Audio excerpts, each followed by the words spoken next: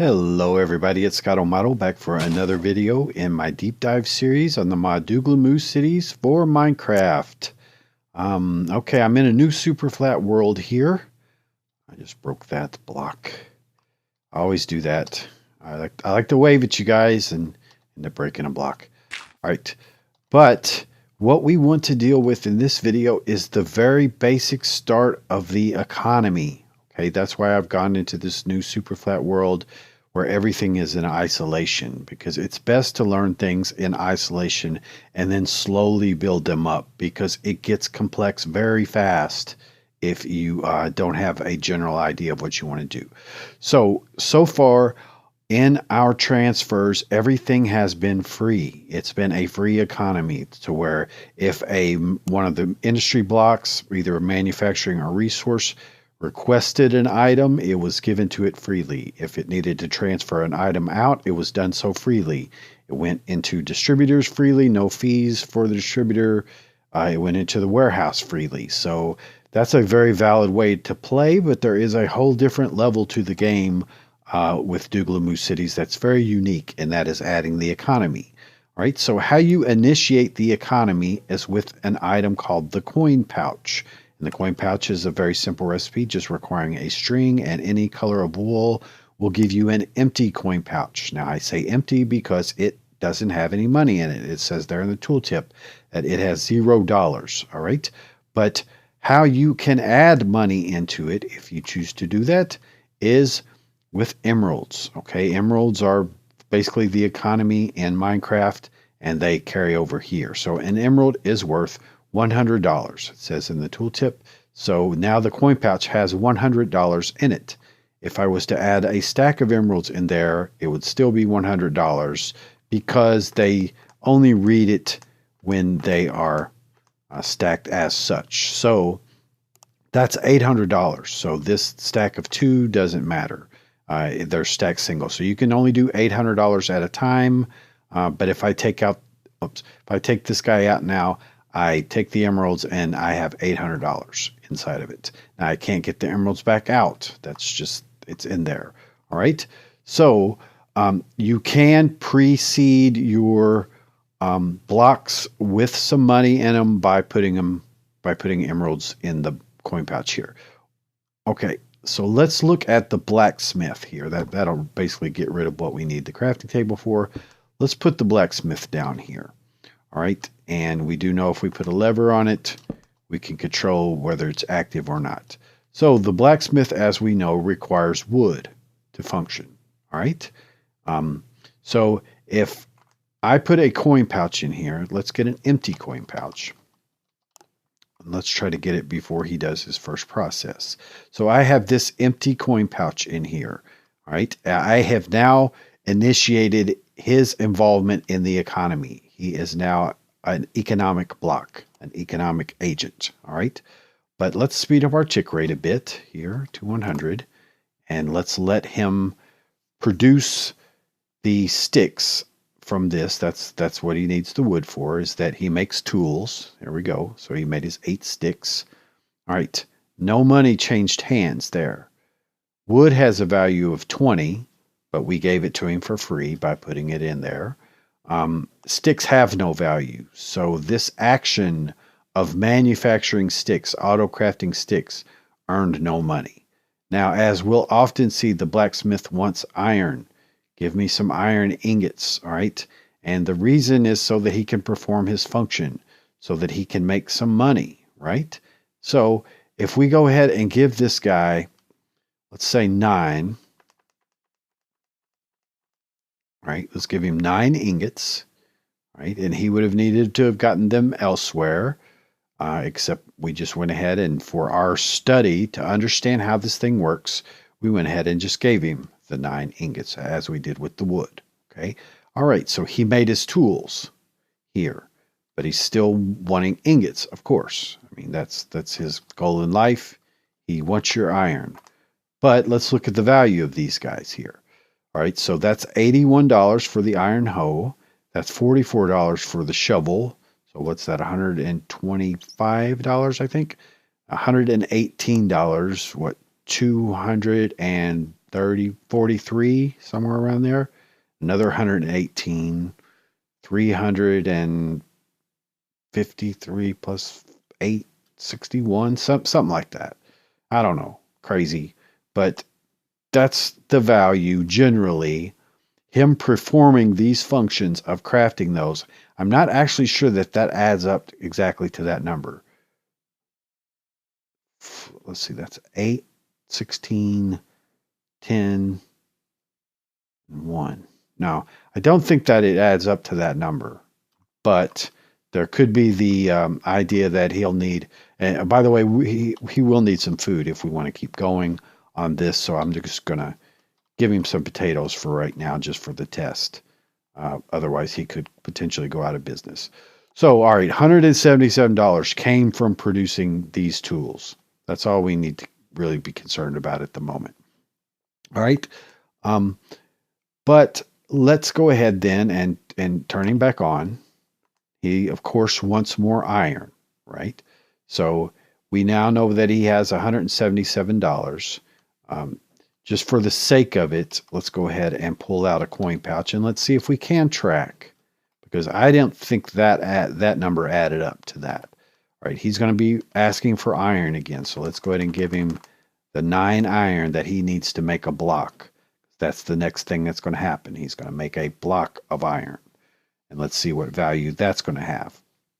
So we know the iron ingots are $34 a piece. So 2 of them are 68.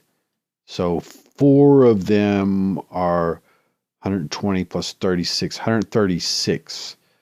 So 8 of them is 272, I think. Plus 1, 272. 272, 302 plus 4, I think. 306, I think. That's right. Okay, so come on, guy. Do your thing. Did I speed it up? Yeah, so let's let him go ahead and produce his iron block. He has the 9 iron that he needs. There you go. Right, we'll turn him off because I can't do it at high speed. He'll complain about it. $343. All right. So, 343, somewhere in there. It's definitely 10 of these would be $340. So whatever, that doesn't add up. All right. But we just need to know that we're not really honestly concerned about the amount of money, but we are seeing that it's not $312. Where is that number coming from? $312, $343. 312 minus 343 minus 312. So that's 31.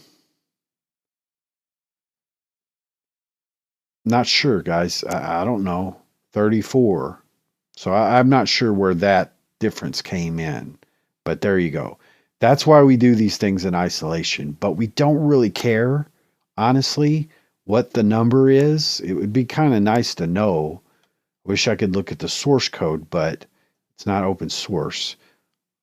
But this is what we get. All right. Now this guy's going to go ahead and just keep wanting more and more iron, obviously. So let's look at let's do it in isolation again. Remove the coin pouch. 343, 177. 177 times 2 is that right? 344? Not sure. All right. Let's get another coin pouch and let's get him some furnaces and see if this makes a difference. All right, so here's the furnace. We'll get up 1 so we can control it. We'll give him 9 iron ingots or 9 iron ore. Okay, and then he'll want some coal. Keep in mind that generally, now that he's in the economy, he would need to purchase coal. But we'll give him a piece. Let's go ahead and speed up our tick rate again until that engages. Okay, so 8 went in at a time for the 1 piece of coal, which means he won't have enough to do that, so we'll give him another piece of coal. Needs 9 to make the block of iron. He's already made the tools. So let's let that happen. He says he's low on iron, so I guess he's going to try to keep 1.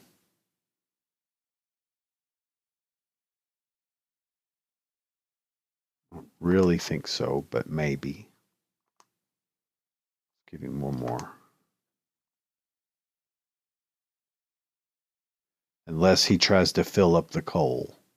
Like max utilize the coal. That could be a thing. Let's go ahead and give him 8. There you go. So he might want to, that's something I just figured out, that they want to max utilize the coal, which is fine. He wouldn't use wood in the furnace, it appears. Maybe, but I'm not sure. Okay, so there's 2 blocks of iron. I didn't put the coin pouch in there. All right, we'll do it again. Not a problem. So what we need to do then is put in 8 iron. This time we can test if it does wood. The iron goes in there. He has wood.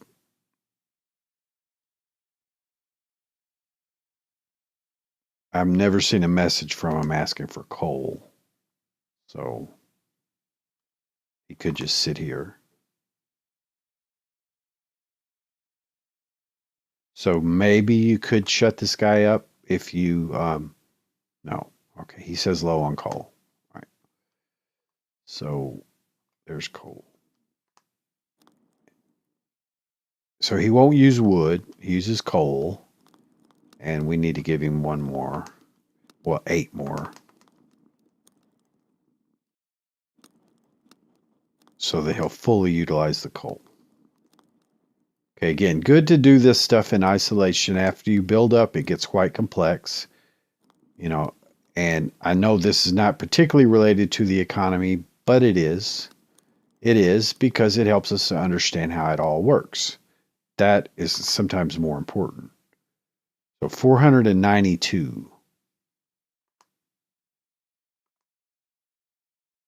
He got that for operating the furnaces, 492. And then 312 was this block. 92. Again, it doesn't add up.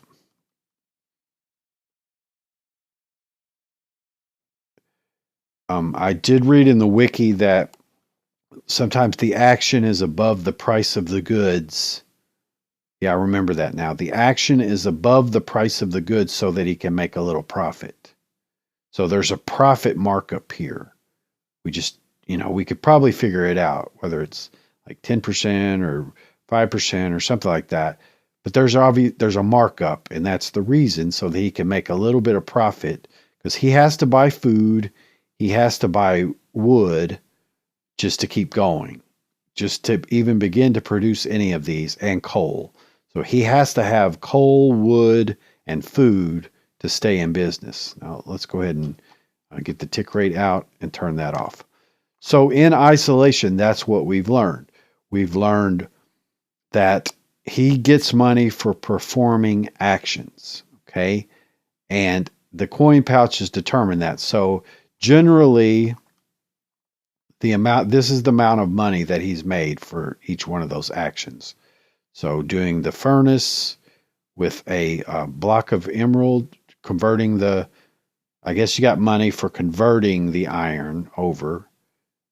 He had to have purchased those iron ore. Okay, those iron ore would not be given to him. He has to purchase them, then produce iron ingots from that, then produce blocks. So each one gets a little bit of profit going.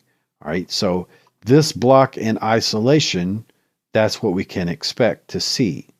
All right, which is nice. So let's, I guess, just for the sake of the video, because it wouldn't really actually take that long, let's go ahead and give him 16. Let's give him 18.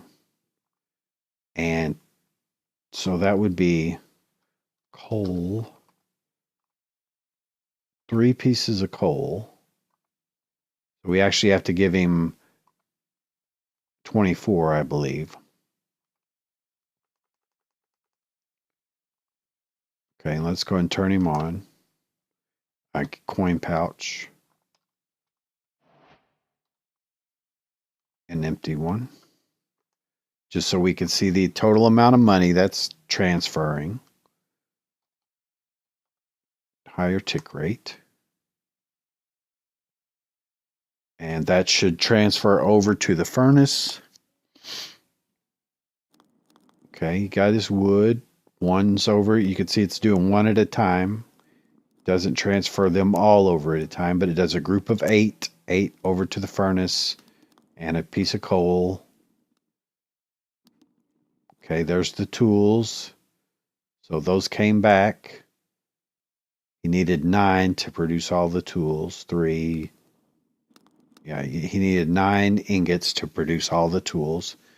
Should make the shovel. All right, so the tools, $4.99. So he is getting paid for processing in the furnace because we saw it as $177 the first time. So $648. When he's coming back, $685. See, it went across. So he does get paid for moving coal and that over to the furnace. So having the furnace is more profitable than just doing the iron ingots. All right, so $1,021. 6 irons still left.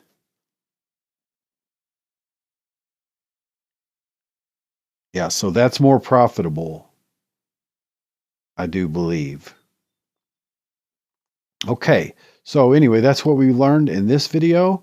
I'm breaking it down into seeing, and I think it's important to start with these things in isolation because we will combine them together very soon and learn how they work in conjunction. But we don't want to just enable everything all at one time where we cannot possibly keep up with what's happening. So anyway, I hope that's helpful. And let me know in the comments if you like this approach to doing it. I know it's a little bit slower and it'll take a bit longer, but I've been doing this, taking my time to be thorough, guys. This is a deep dive. I will do quick start stuff afterwards to recap, and so that impatient people can do it. But this is deep detail so that we can understand it fully. Anyway, this is Scott O'Motto. Thanks so much for watching, guys. Bye-bye.